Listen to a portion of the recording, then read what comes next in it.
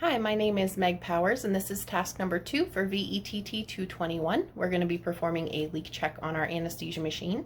So the first step is to make sure that your oxygen is turned on at the main source. So here is our oxygen closet. Our tanks are in here. I'm just going to turn this around so you can see the gauges. All right, so this is our main tank, as well as a backup tank always hooked up. Any empty tanks, and then here are the gauges showing that our tanks are in fact on.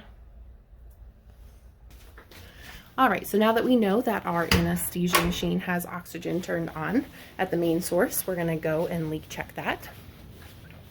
So we're going to be doing this in the dental suite, not in the surgery suite, so we don't have to worry about wearing our cap or our mask. So I'm going to show you the machine that we're going to be testing today. All right, so here we have our flow meter.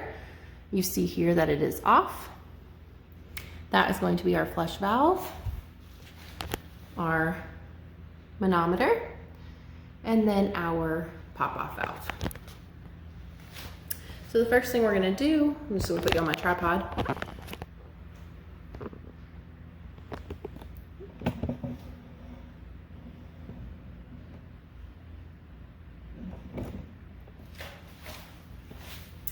All right, so the first thing we're going to do, we now know that the oxygen is turned on at the main source and our flow meter was turned off. So we're going to close this pop-off valve.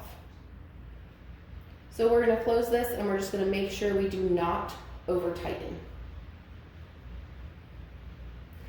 So now that that's closed, we are going to block the end of our tubing. You can do this with your thumb or your palm. With this machine, I also have to push this down as well to do the leak test. So I'm just going to kind of put my finger in here just so it doesn't slip off during our test. So we're going to block the end of our tube. For this machine, again, I have to press down on this. And then we are going to do the flush valve.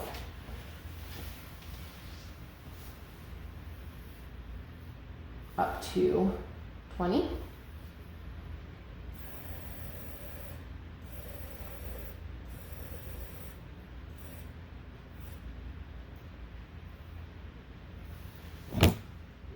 All right, so that is at 20.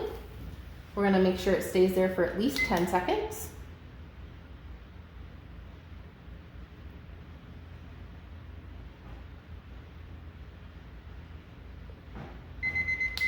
All right, so since it was able to maintain for 10 seconds, we're gonna say that there's no leak on this machine. So then what we're gonna do is we're gonna open our pop-off valve. So I'm gonna take my hand off this, and then I'm gonna open it.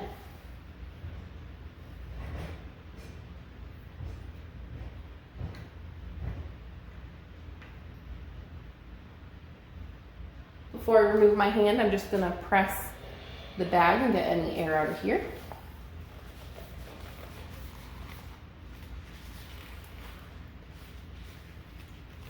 And then I can remove my finger.